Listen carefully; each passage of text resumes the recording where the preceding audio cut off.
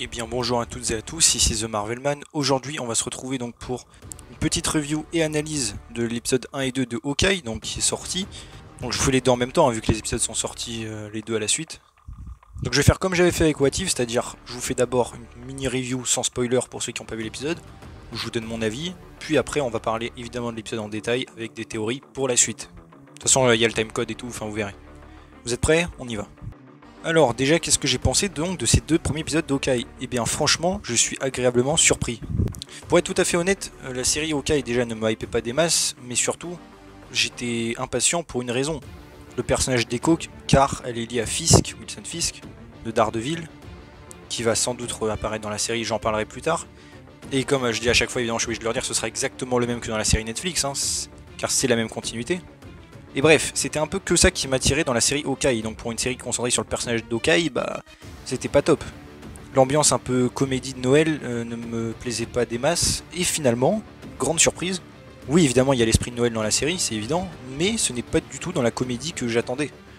La série est beaucoup plus terre à terre et sérieuse, un peu à la façon des anciennes séries MCU Netflix, par exemple comme Daredevil, Punisher, ou... alors pas aussi violent, attention, hein, mais l'ambiance je trouve même... dans le côté urbain, dans la façon de prendre son temps aussi dans les épisodes. C'est vraiment un truc que j'adorais, donc j'étais agréablement surpris par ça.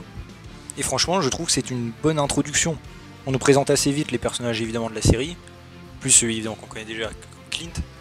Il y a pas mal de scènes d'action, c'est assez intéressant aussi. On en voit plus évidemment dans le quotidien de Hawkeye, c'est assez sympathique. C'est surtout un personnage qui avait été très peu développé dans les autres films, hein, à part peut-être dans Avengers 2. Et même dans Avengers Endgame, je n'ai pas vraiment aimé que Ronin soit présenté de cette manière, car ça a été énormément rushé, il n'y a aucun build-up, on ne sait rien dessus. C'est ça le problème. Et je pense que cette série va permettre de mieux comprendre la psychologie du personnage, et tant mieux. Donc voilà, après je peux pas trop non plus rentrer dans les détails, parce que bah ça rentre dans l'intrigue directement. Donc en tout cas, je vous conseille d'aller voir la série Hawkeye, et après évidemment de revenir si vous ne l'avez pas vue. Je pense qu'il y a moyen que ça vous plaise, et comme je dis, je trouve que c'est vraiment une série qui se rapproche des anciennes séries Netflix, donc ça me... Enfin personnellement ça me rend heureux. Donc maintenant on va parler des épisodes donc en détail. Et bien déjà on va commencer par l'un des trucs que j'ai beaucoup aimé dans le premier épisode. C'est évidemment l'introduction de Kate Bishop quand elle est enfant avec la bataille de New York. Ça franchement c'était une très bonne idée. Et surtout c'est un truc qui manque je trouve au MCU depuis pas mal d'années, peut-être depuis Avengers 2, c'est le côté civil. On ne voit plus du tout les héros sauver des civils. C'est un truc dont j'avais déjà parlé qui me dérange beaucoup, surtout dans les Spider-Man, alors que Spider-Man est un héros urbain. Et vraiment, la dernière fois qu'on a vu vraiment des civils être sauvés, c'était dans Avengers 2, justement par Hawkeye d'ailleurs, avec la famille en Sokovie, trucs comme ça. Et donc ça faisait plaisir de revoir un petit peu ce côté, voilà, qu'est-ce que voient les civils pendant les catastrophes. Ça m'a rappelé aussi un petit peu la scène dans Batman et Superman où Bruce Wayne, bon je sais pas si vous avez vu, mais voilà, quoi, se balade sous la ville pendant la destruction, c'est incroyable.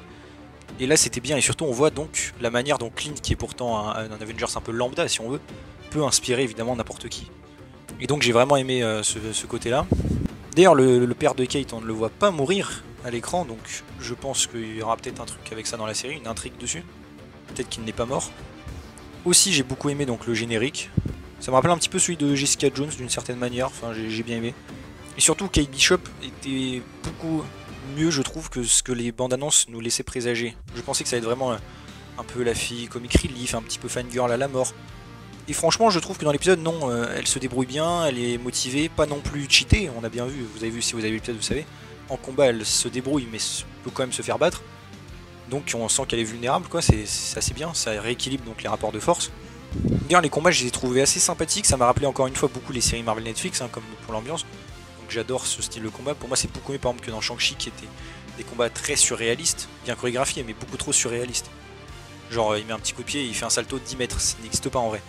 Là pour le coup c'était des combats très réalistes, à part peut-être un petit détail qui m'a un petit peu gêné, c'est peut-être le manque de sang. Alors je dis pas non plus qu'il faut que ça gicle partout, mais voilà quoi, quand tu vois le mec qui pète une vitre de voiture avec sa main et qu'il a aucune blessure, bon, voilà, dans Daredevil il met un coup de poing, il a la main en sang déjà. Mais bon, ça c'est moi qui chipote un petit peu. Peut-être dans le premier épisode j'ai un petit peu regretté qu'on Clint soit assez secondaire au final, car évidemment je veux en voir plus de ce personnage. Et d'ailleurs Clint, dans les épisodes, m'a fait pas mal penser d'ailleurs un peu à Frank Castle dans la série, que ce soit évidemment au niveau du comportement un peu du personnage, sa manière d'être assez terre à terre et seul, enfin pas quand il est pas avec sa famille. Et même son duo donc avec Kate Bishop m'a rappelé un peu celui de Frank avec Amy dans la saison 2 de Punisher d'ailleurs. D'ailleurs ils partagent la même VF hein, au passage, parce que des fois je regarde en VF donc voilà. Et donc comme j'ai dit Clint j'ai beaucoup aimé parce qu'on ressent que le personnage est vraiment vivant. J'ai ça dans le sens où les films du MCU en général, les plus récents, on n'a pas de moment assez posé avec les personnages, on voit ce qu'ils ressentent. Là, tu vois Clint qui regarde la télé et qui revoit Ronin, on sent tout ce qu'il ressent. Et ça, c'est bien. C'est quelque chose qu'on n'a pas vu depuis pas mal de temps.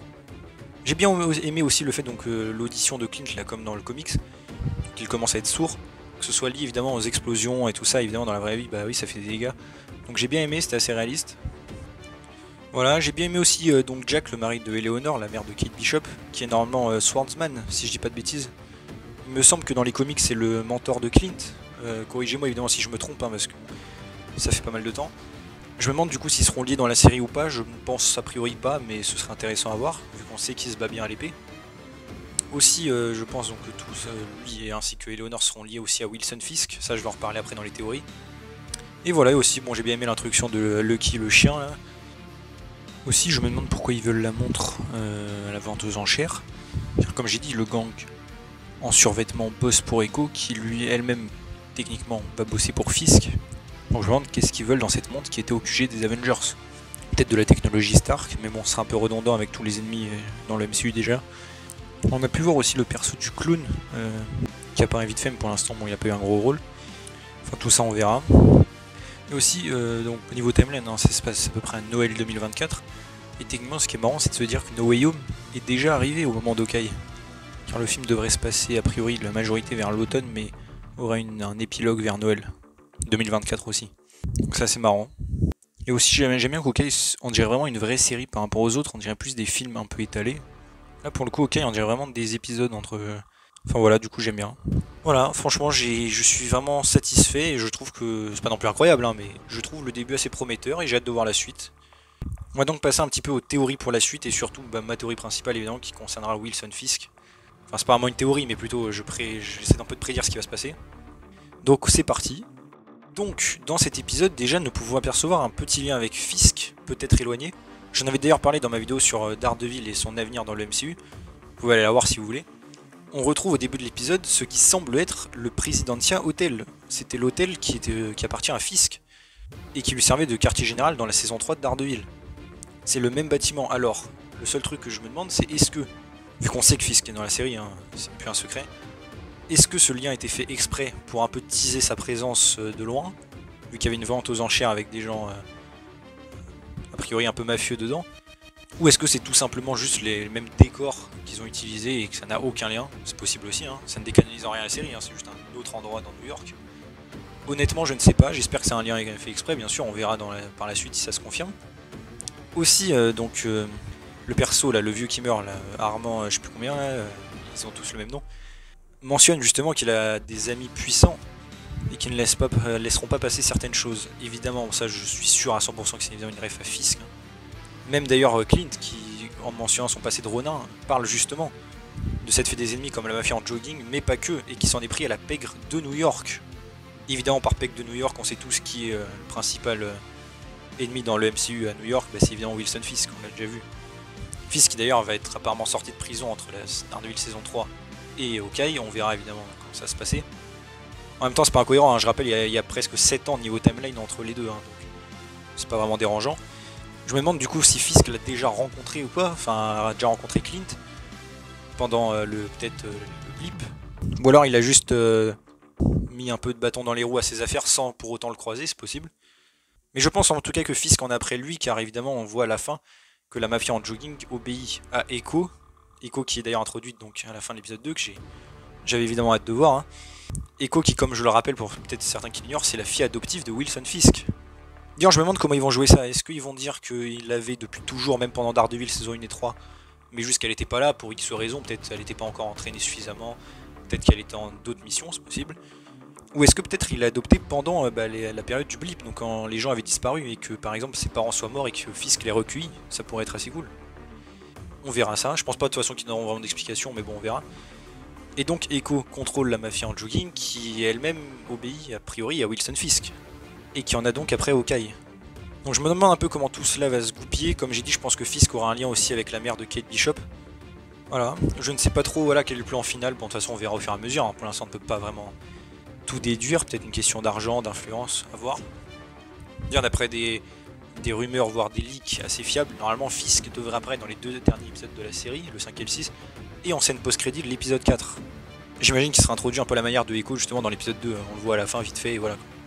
D'ailleurs paraît-il que comme j'ai déjà dit, Fisk sera aussi plus gros dans la série. Ils vont lui mettre un truc pour qu'il ait l'air encore plus gros comme dans les comics quoi. Encore une fois, ça n'a rien d'incohérent, hein. Le personnage a pu grossir entre Daredevil et maintenant. Hein. Et voilà, j'espère aussi évidemment quand on verra Fisk des petits liens, des petites références à Daredevil, on verra ça. Et j'ai vraiment hâte de voir Echo en action, elle m'a l'air prometteuse. Et par contre du coup pour Yelena, car je rappelle Yelena Belova, hein, la sœur de Black Widow, devrait apparaître dans la série normalement. C'était évidemment teasé dans la scène post-générique de Black Widow, où elle était envoyée pour le tuer a priori. Donc je me demande un petit peu comment Yelena va pouvoir intervenir, parce que vu que la série ne fait que 6 épisodes, j'ai un petit peu de mal à voir quand elle pourrait être là. Et surtout, est-ce qu'elle aura un lien avec l'intrigue générale ou pas? A priori, je ne pense pas. J'imagine bien un épisode un petit peu entre guillemets filler qui concerne Yelena, mais je pense pas qu'elle apparaîtra beaucoup. Honnêtement, j'imagine mal prendre part, vous voyez ce que je veux dire, à la résolution de la série.